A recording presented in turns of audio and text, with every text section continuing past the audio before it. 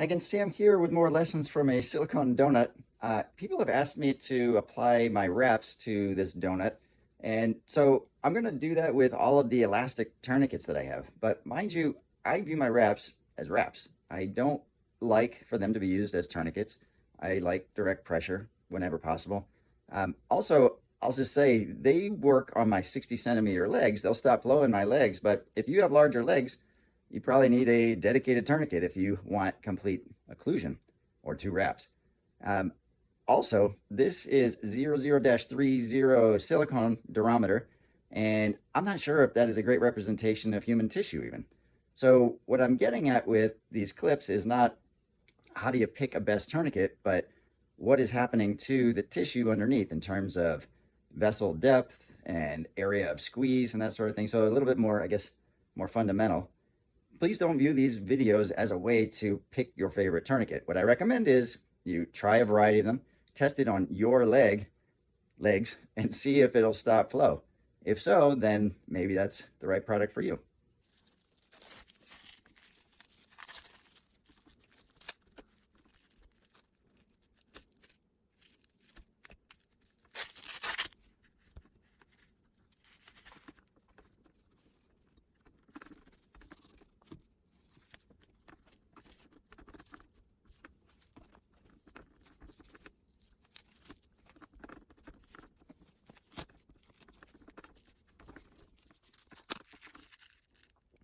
It looks pretty symmetric. So the initial squeeze pulled this together. So I think you do have a little bit of asymmetry on one side, but overall it's a more symmetric squeeze.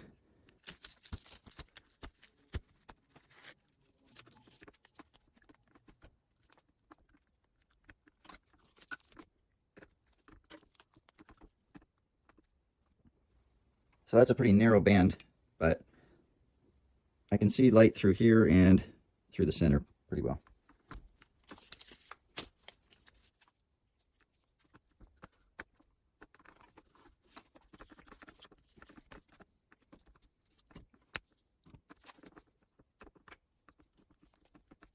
The outer ring looks pretty closed off. I can see through the holes in the center.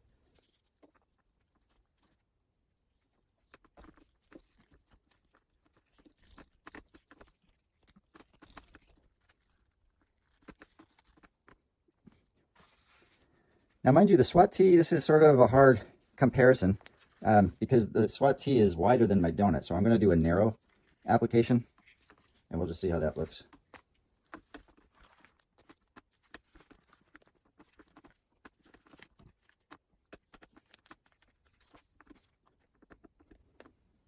That's pretty good.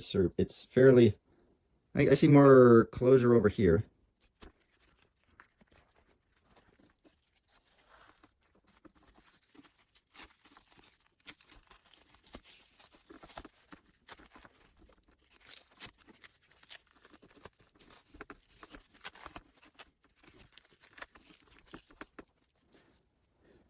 So this is interesting. This is the least elastic of all of my elastic tourniquets. And you can see that there's a lot of constriction on this side here where that first cinch was.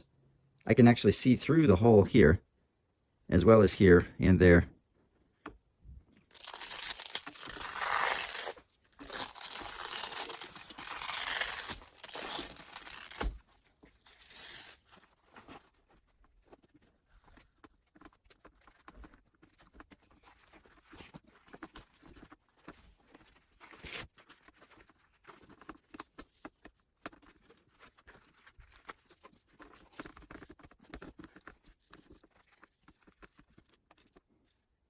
That's a good circumferential squeeze.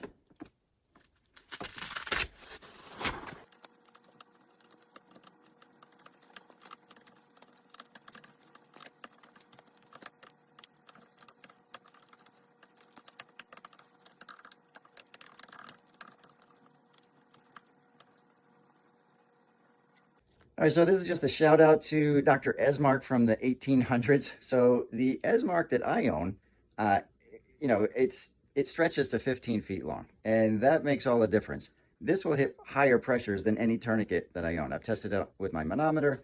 This rings the bell. I don't carry this around with me, but if you want high pressures, this will deliver it. There are other factors to be considering. How fast can you apply it? What's kind to patients? What causes the least tissue damage? These used to be used in surgery for a long time.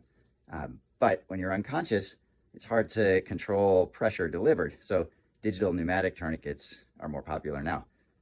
But anyway, I think that from those tests, you can see that the elastic tourniquets, they're all a little bit different too.